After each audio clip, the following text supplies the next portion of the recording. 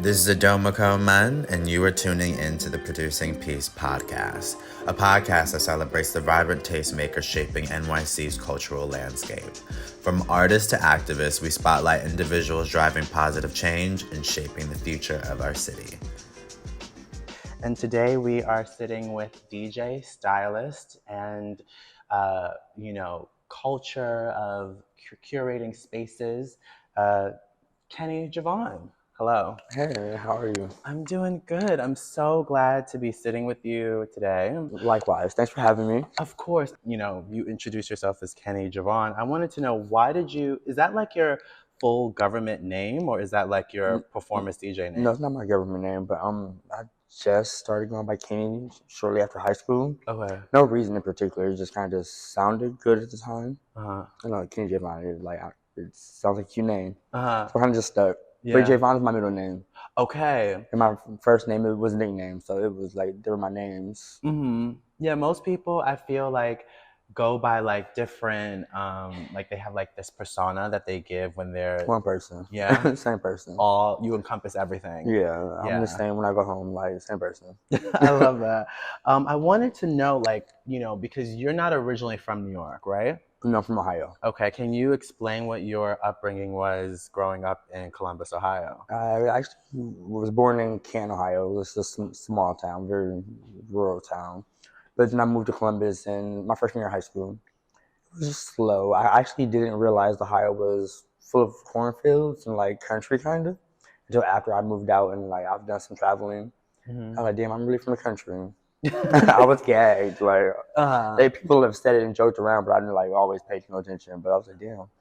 They were right. This is country. So when you were living in the country, you never thought, hey, I'm country? Well, not necessarily. I'm gonna call it country, but it is so much slower and kind of almost southern-ish. But just slower in country, rural. But that's all I knew. So like I didn't know anything else to compare to. Mm-hmm. And so like, what would you like say was your allure to wanting to come to New York? I was young. Well, I'm still young, but like I had life ahead of me. I was young. Do something. Mm-hmm. And also like the fashion industry. Mm-hmm. Yeah, I understand that you originally came to New York City to be a stylist. Yes, yeah. I still do it, like part-time or freelance, but. Mm-hmm. Yeah, and then like, so from there, I understand, you pivoted into doing nightlife and you created Dick Appointment. Yes. Is that the way how that all went down? Well, I did nightlife in Ohio, but I didn't plan on like doing it here. It kind of just happened. So I don't know. I knew how to do it, but it just like happened. Yeah.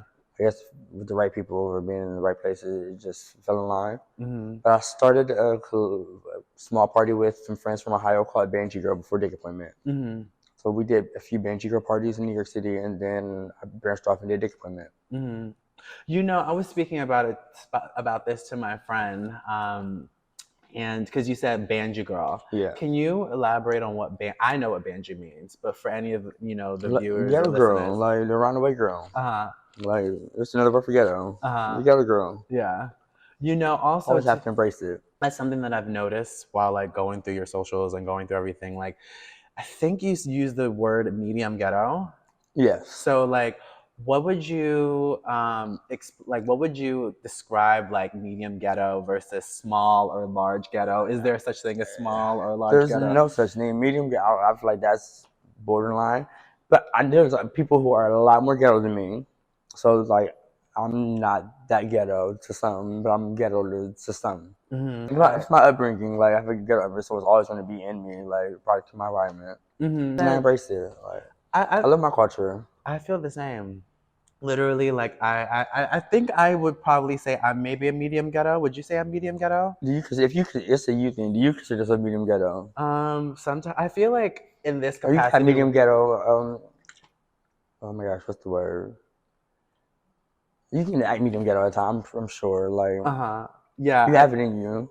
I've like I feel like it just depends on like the circumstance and like where you're catching me. Like, yeah, but I actually can't be too ghetto everywhere. Like, yeah, I originally got I started getting like aware of like your events and your parties through my friend Eddie. I went to one of your parties where you had Flo Milli perform. Before we continue with our conversation, here's a clip from the film Peace. You would?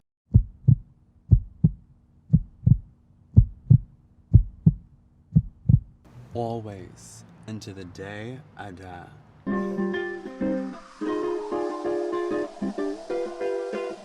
Yes, that was before the pandemic. Yeah, and so that party was so lit. That party did not last long at all. I remember. It was like maybe 2 hours in, and like it was fun though. It happened. What happened that night?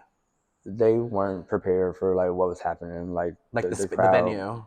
Yeah. Okay. It was our first and last time there. Okay. That party was so lit. It was cute. I was on stage with her. Everybody was. How did that come about? Like you preparing her to be at the party and her team actually reached out to me. okay. So it was just a question. I was like, hell yeah. Like I knew her music. I was familiar, so hell yeah. Like I remember being at that party, and that party because it was before because I haven't been out on a lot, but I keep up with you.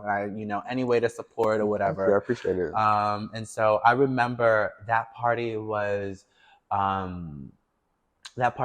so epic. And then me and my friend were going home, and it was like this apocalyptic kind of situation, this apocalyptic vibe, because we're leaving your party because I guess it was too late.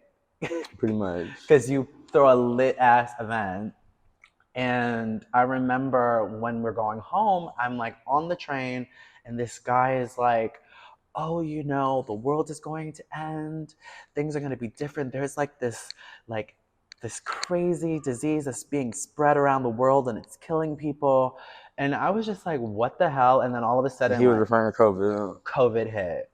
And how did that affect you as a space creator, as someone people go to your spaces to feel free? Yeah. It affected. I don't know, just the same way it affected everybody. We couldn't really do it. We tried a few Zoom parties, but those were pretty boring and not fun. People came, but I don't know. It wasn't the same, obviously. But, I don't know. Just couldn't do it. So we do. I think we made a mixtape series with other DJs and stuff like that during the time, but. Nothing really. Yeah. That's another thing that I wanted to know. I wanted to get into is the fact that about you being a DJ. You went from being a DJ. I mean, first being you still style. Yeah. You work as a stylist. Then you went into curating spaces, and then afterwards, in the midst of putting together your events, you started DJing. What is that like for you? I don't know. I feel like I had to. I had a sound that I wanted to hear at the appointment, but I can't really tell somebody what I want to hear. So I kind of had to do it myself. And that's just kind of what started me DJing. I wanted to be ghetto. I wanted to be kind of techno, electronic, but ghetto still. Remedial ghetto. And I can't really explain. I can't explain it to anybody. I just have to kind of play it. Yeah. So that just led to me DJing. Because I didn't know about. I didn't know about Flo Milli until your party. And so this is what makes you a tastemaker. You're putting a lot of people on to new ideas, new pieces of culture. Who are some music artists that you are listening to that maybe no one knows yet, or you're seeking out to come to your parties? Oh, that's a tough one. I'm not really seeking out to anybody at the moment. I don't know. Or who you're listening to? I listened to some artist name. I don't know how to pronounce her name.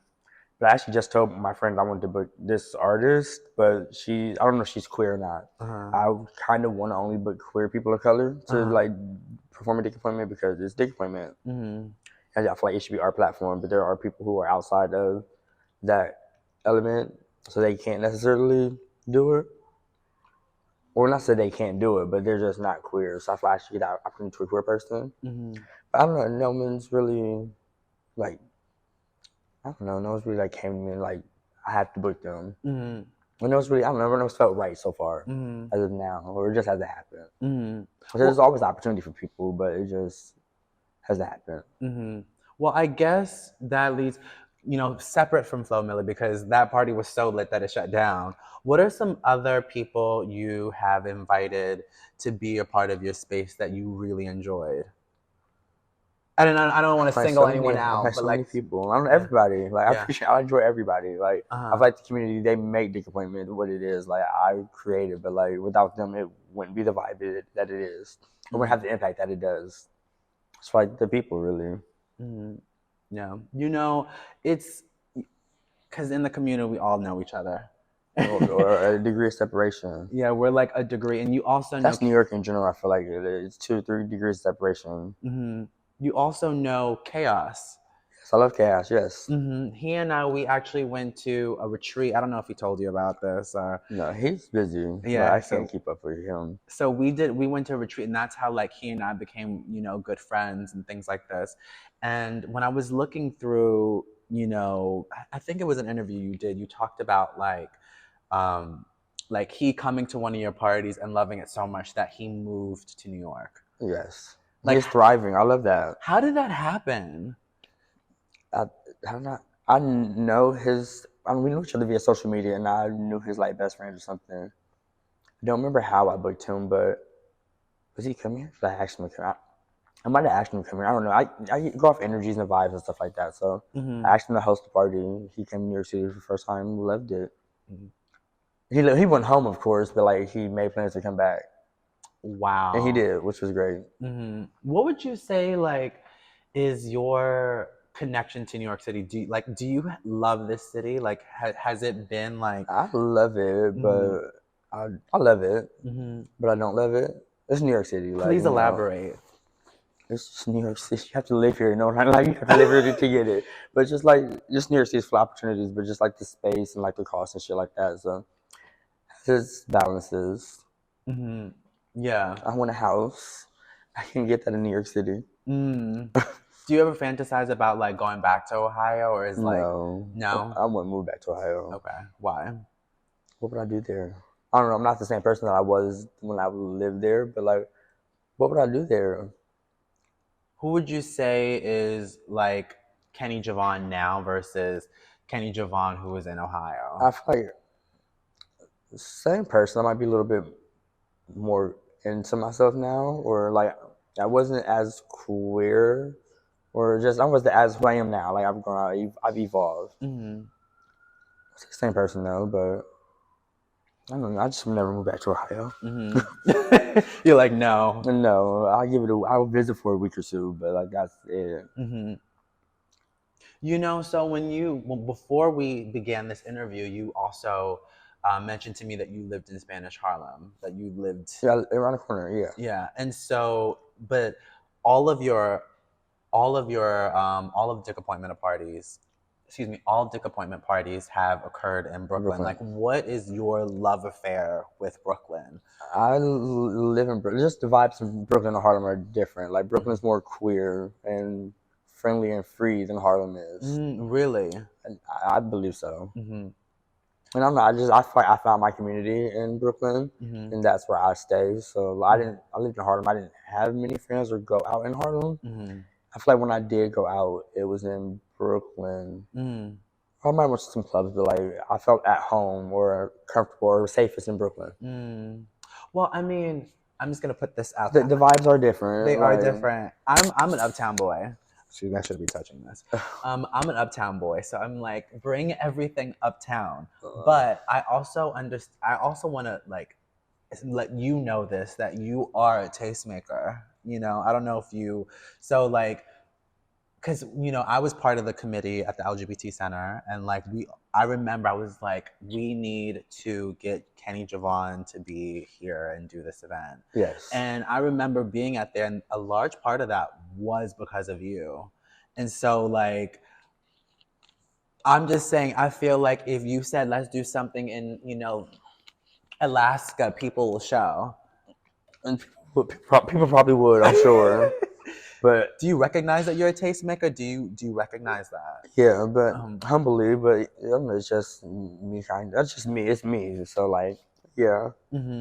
But I don't think I would ever do a Dick Appointment uptown. I'll do a party uptown, but not a dick appointment. That's why it's fitting in Brooklyn. So when you mean, so what would, because I would imagine like dick appointment is like a party. So can you like just like separate the two? Like how are they different? How or what? Because I know dick appointment is not, it doesn't exist at one place. You do No, multiple it's different. locations. Yeah, multiple locations. And so you said you would do a party. So I guess you would not do your own party. party. No, I wouldn't do dick appointment. Like it would just be a different party, or just a party, I guess maybe. Have you started to develop a love to DJing more than party throwing, or you like party throwing more than DJing? Like, is there? They kind of, or no, they have went hand in hand. If it's because I've DJed every party in the past few years. I think I started DJing right before the pandemic. Yeah, so I kind of just jumped right into it, and I've been DJing since. But we have a party Saturday. I'm not DJing. And this is the first party I haven't DJed in like 3-4 years. Wow. So I kind of don't want to go just to see how it feels to like not go to a party because the team has it. But I feel like I have to go. I mean, it's your party. I know. It's like, but I'm gonna go and support them. Like the team, they put it together, they did it. So like I have to go and support them. How does that feel? Like you having like this is the first time. It's still so new. It's great though. Like they've picked up where I've like dropped shit and where I would have tapped out and been done. They've like came through. So it feels great. Well, I mean, I'm gonna ask this question again because I feel like this is like a conversation. Like, a lot of people are going into yeah, give them a look. I was looking at myself. I feel like a lot of nightlife is existing in Brooklyn. I feel like in all facets, not only just pertaining to the LGBTQIA community, but for all different communities. Why do you think that people are more comfortable to? But I feel like there's also nightlife in Uptown. It just depends on. It's different though. It is different. I don't know why it's different, but I haven't been to a party Uptown in so long. I don't know. It is different though. Like it's just. I feel like Harlem and Brooklyn just feel different. Like I love Harlem though. Harlem is cute. Like. But I feel like Brooklyn's a party. Like yeah, I feel like everything's in Brooklyn. But I'm also just letting you know, if you did one party, maybe you should do like an umbrella and under dick appointment. Maybe it could be like I would do the city. I would do a dick appointment in the city before I like came uptown. Yeah. I don't really come uptown often. My life is in Brooklyn. I feel like that's everyone. My best friends, so they live in the Bronx. So So I wanted to know, what is the energy of the city through Kenni Javon's lens? Like, what does the city look like for you? And when I say the city, I'm talking about Brooklyn. I'm talking about New York City in general. I would say ecstatic, like eclectic. Just full opportunities. Like that's why I feel like New York is full opportunities. It's kind of all about what you make it. Just like positive things, good things.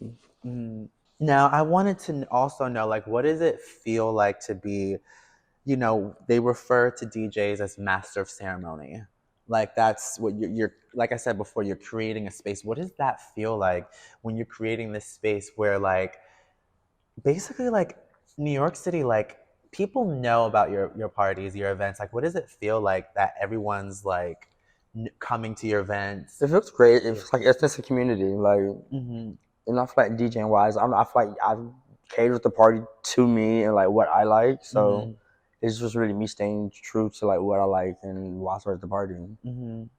I noticed that you mentioned community a lot. You mention it now. You also mention it in things that I've researched you on.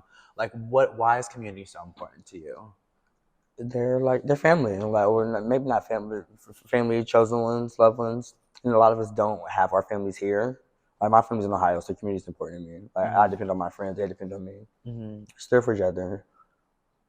So we're all Black and queer. Like, there's so much more out there. We need each other. And I don't know, I'd rather be there for someone. So community is important. I love that. What would you say is the way how people show up for community? There's so many different ways, monetarily, physically, emotionally. mentally, it just really depends on what's needed. What was like a moment, I guess maybe like separate from, the events you curate where you felt like, wow, community really had my back? We did the block party at the center for Juneteenth last year, and that was like hella cute. Like exceeded our expectations, and that was like the people came and like showed out. It was just like, look, this is community. It just felt fun, and we like did free food and like free things like that. So like, just like got to give back. I love that. I'm taking all of this in. I'm taking all of this in. So this is gonna. I feel like this is probably a question that people probably have asked you a million times. Have you ever had a dick appointment at Dick Appointment? Continue being up to date with all things peace by following the links attached to this episode. Thank you for tuning in. Now let's wrap up the show. Of course, it's Dick Appointment. Right. But I had a Dick Appointment at Dick Appointment. Oh my God. Yeah. So I love that for you. We're wrong. Okay, we'll leave it at that. Do you believe that you can find love at the club, though? I think so. You can find love anywhere, like literally anywhere. But I know people who have met like in nightlife or just at Dick Appointment in general. They've dated or might still be dating today. But I think you can find love anywhere. Yeah. I don't know if I would ever find it at the club though, but it's possible. Has there ever been a moment though where like someone tried to kick it to you mad hard and wanted to like pursue you in that way? Nah, he wasn't the one. If you did, like I don't know. Why? I mean, he's coming to your party. Like, what's wrong with? Like, I appreciate the support, but I don't know. They're not there. I'm working. It just depends how he comes in, who he is. I don't know. Like I've talked to people, exchanged numbers and stuff like that, but I ain't found the one. I ain't feeling love at a Dick Appointment. Maybe lust a few times, but like. Have you fallen in love in general in New York City? No. I thought I did once. Thought I had like a Sex and the City moment. Nah. What was that like? It was cute. It was like shortly after I first moved here, this guy kind of almost fell off the train and his foot got stuck. Kind of helped him up and we kind of exchanged numbers and was talking and shit. It was cute. A little romance. Then it ended. How long did that go on for? A few months. He's cool. He's somewhere around. That is a story. It was real cute. Very romantic. And then you was just like... Well, he was living with his ex-boyfriend. Oh, so there was that. That part. That is so... So did you like pick him up off the train like the train track? Well, his foot was like stuck in between like the platform and like the car. So like helped him off of there. And then we ended up getting off at the same stop randomly. But I don't know if we had to talk, but like we started talking and like exchanged numbers and stuff. In a few days, it was cute. Okay, I love that. That's like an experience. Yeah, that's what life is all about. Was there any? You mentioned Sex and the City. That's like Bible for me. Was there like any type of TV shows or movies that basically added on to the allure of New York City for you? I don't think so. Like nothing was as realistic as Sex and the City. But we know it wasn't real, but it was like very almost realistic. Well, it was very realistic. Like it could be fiction. But no, I don't think there's many shows about New York City that I can think of. Can you think of any shows that are like? I mean, New York City was. Excuse me, Sex and the City.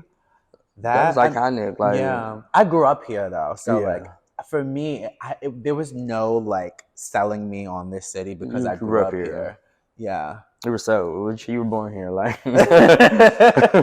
So it's just and that's what attracted me to you, because how long have you been living here for? I think it'll be 8 years in the fall. Wow. So I'm almost a New Yorker. Yeah. So you know the rule. What's the rule? You have 10 years and then... I've heard 5. I've heard 10. I don't know, but... I'm from New York. It's 10. It's 10 years. I'm going to be ready to go by then. You plan to leave? Not entirely. Okay. But I do want to get a house or something somewhere. I think in Atlanta, LA or something. Mm-hmm. Somewhere with a space. There's no space in New York City. Mm-hmm. It's so congested. Mm-hmm. So not peaceful. That's ironic that But you use you're that from word. here, so like. I mean, you know, I tell people that this city is like a black hole. And I feel like once you come here, you have no choice but like to stay. Like I feel like If you stay, but you're because from, I know people who moved here and like they ended up actually moved here with my best friend. He left after like a week. He didn't like last. Really? But does he come back to visit you? Not really. Really? Not often. Really? No matter how many times I try to leave this city, something always snatches me and brings me back. Yeah, but you're born from here, so like, Yeah. you're embedded. Yeah. I'm almost there. You're like, as I said, kind of leaving, but like I'll always probably live here, but be back and forth working because like work is here. Mm-hmm. I think I saw that you also did a party in Atlanta as well. Yes, we're going back. We're actually traveling a lot more this summer, fall. Where are you guys going? Houston, Chicago, LA, Atlanta again. Think that's it. Maybe St. Louis and a few other places. There's Michael London too. Oh wow. They would eat you up. They would be so ready for your appointment. They might be, but I don't know. I feel like the energy in New York City, I don't know. Every party is different. Like the Atlanta parties feel different than New York parties. The LA parties feel different. Well, energy wise, I feel like Atlanta actually gets stick appointment. Like so far, like they get it the most. Mm-hmm. Like the energy there is just like so high. The energy in New York is high too. Like it's up there, but the Atlanta girls, they ghetto. I'm medium ghetto. They ghetto. I love that. Wait, so like, what would you? I guess that's my next question. Is like, what do you want people to understand about Dick Appointment? What do you want them to get? It's really just a vibe and experience. Like they kind of have to just get it. Mm-hmm. Yeah, it's a safe place for medium ghetto queers. I do love the fact that you're very community based in your work. I wouldn't be able to do it without the community. Mm-hmm. So like, give back when I can, or like let's help when I can. Mm-hmm. Yeah. So, what would you like? You know, you're well, actually, because we touched base on you traveling to some of these cities. Have you done LA before with Dick Appointment? Yes, we went last year. And how was that? It was pretty fun. Uh-huh. It was, I don't know, they're a lot more chill and casual than like New York, obviously, in Atlanta. It was fun. We're going back in June for Pride. But you're gonna are you gonna be there on the day of Pride? Yeah, we're gonna do a Pride party in LA, June 7th. Oh wow. What would you say that, like, you know, with traveling, like, you're manifesting with your business? I say manifest with my business growth. That's all I ask for is growth. Mm-hmm. In every way possible, financially, knowledge, spiritually, and just growth. That's another question I wanted to ask. So you only have, you usually throw your party once a month, or how often do you do your events? Yes, typically once a month. I think they're about to get a little spotty, but typically once a month. So what do you do during the other time? Do you use that time to focus on fashion, or? Yeah, like I do gigs and shit like that, DJ other parties, and rest. You believe in rest. I do. That's definitely. good. Yeah. So I guess that's important. What would you say is the way how you are producing peace? I feel like I am peace. So like if I keep producing from like within, peace will be there. I mean, you a Sagittarius, so I don't know if you producing peace like that. I'm kidding. I produce peace. I'm a peaceful person. Mm-hmm. Until I'm not. Mm-hmm. Yeah. Well, I thank you for sitting here with me. Thank you for having me. Yes, absolutely. And so I guess, well, where would you tell people to keep up with you and your socials, and how they can keep up with everything you're doing? They can't. I suck at social. But follow Dick Appointment on Instagram, Dick Appointment NYC. Follow me on Instagram, Kenni Javon. I post, I share, barely, but that's what I be. Well, I hate social media. you're not a fan of social media. No, I don't run dick up on social media anymore. Really? Yeah, that's why I don't kind of be knowing what's going on. But I hate it. Wait, so how do you keep in? I guess this is my last question then, because you said that you're like, I guess you're slowing away from like social media. Do you just keep? Well, I'm on it, but I don't know. I have a socials person, like a marketing person who runs dick from his social, so that's taken care of. And I'm not using mine the way I should. So how would you say you keep, like, how do you stay tapped in as a tastemaker? I don't know. I want to say I'm not. Like, I'm really just honestly living my best life, living for me. And, like, it gradually happens. Like, what's meant to be is going to be. So I guess you would say that you're I'm just providing the experience that I want, or that I would want. You're creating your own lane, and there's no traffic. Yeah, I'm kind of for me and creating for me, and like people who like what I like. Well, I thank you so much, Mr. Kenni Javon. You. And everyone continue to produce peace. Thank you so much for listening. Until next time. Thank you.